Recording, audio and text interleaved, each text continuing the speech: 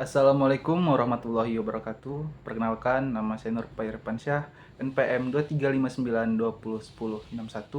Di sini saya akan menjelaskan pengenalan serangan cyber menggunakan PPT. Baik, langsung saja. Pengertian serangan cyber. Serangan cyber adalah upaya yang disengaja untuk menyerang atau merusak, mencuri, atau mengganggu sistem komputer, jaringan, dan data melalui internet yang bertujuan untuk mencuri data dan untuk mengambil keuntungan finansial. Lanjut, jenis-jenis serangan cyber. Yang pertama itu ada phishing. Ya, phishing adalah teknik yang digunakan oleh peretas untuk mencari data pribadi dengan menyamar sebagai sumber yang terpercaya. Seperti contoh, kita membuka salah satu aplikasi seperti misalnya Twitter, dan kita mengklik link yang dimana link itu eh, keterangannya adalah untuk mencari misalnya pembukaan lowongan kerja. Nah, di situ nanti ada link. Nah, terus kita pencet. Nah, di situ adalah link phishing.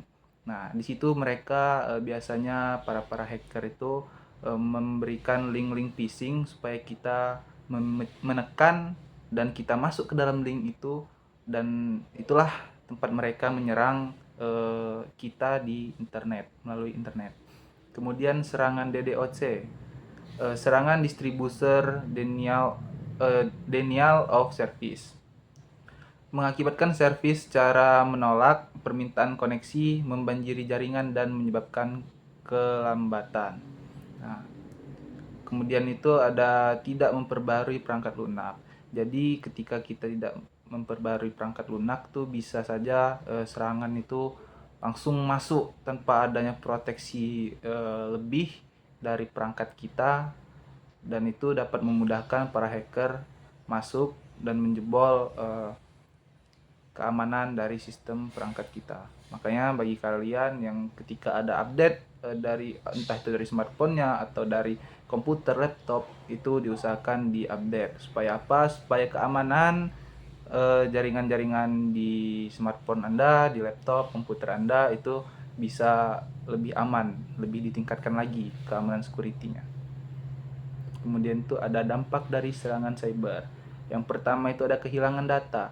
Jadi ketika kita diserang, cyber itu mencuri data-data kita, file-file kita, apapun yang ada di laptop, di smartphone kita itu bisa diambil mereka.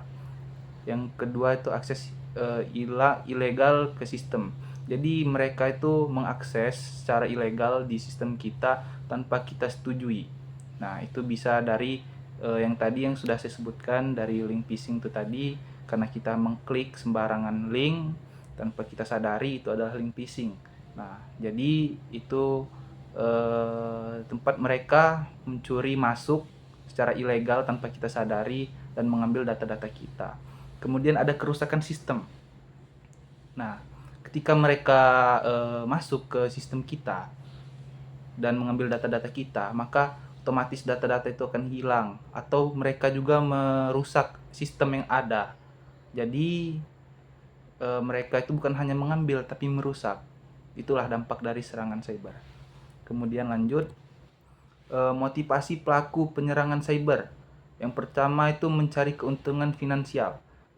Nah, mereka bisa saja kalau kita ada misalnya contoh banking di HP kita. Nah, mereka bisa mengambil password kita, username kita, data diri kita, dan mereka login tanpa sepengetahuan kita. Nah, jadi di situ mereka bisa mengambil uang kita, bisa ditarik mereka, atau mereka menjual data-data pribadi kita ke orang, lalu dibayar orang dengan harga yang cukup mahal. Jadi mereka mendapat keuntungan di situ. Kemudian tentang data dan reputasi. Mungkin mereka di cyber itu punya apa ya, kayak, oh kalau gua bisa ngejebol ini situs, ini aplikasi, gua ningkat nih reputasi gua di teman-teman gua, di kalangan-kalangan hacker-hacker yang lain. Jadi tantangan lah buat mereka. Jadi ketika mereka membobol situs itu mereka punya reputasi yang bagus gitu. Kemudian ada balas dendam atau dendam pribadi.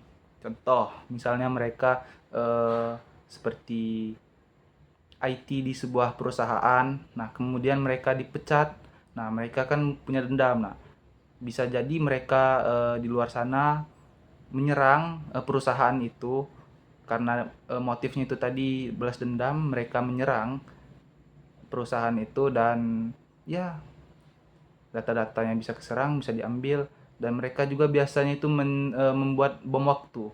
Ketika mereka dipecat dari perusahaan itu kan mereka tahu tuh data-datanya apa namanya seluk-beluknya. Nah, jadi mereka mudah meretasnya. Nah, itulah motivasi mereka untuk menyerang eh, cyber dari perusahaan tersebut. Motifnya ya dendam pribadi, kalau nggak untuk keuntungan finansial atau tentang reputasi mereka. Kemudian kesimpulannya adalah serangan cyber dapat merusak sistem, mencuri data, dan merugikan secara finansial. Dengan memahami jenis, dampak, dan motivasi serangan, kita bisa lebih siap untuk mencegahnya. Baik, sekian dari saya akhiri. Assalamualaikum warahmatullahi wabarakatuh.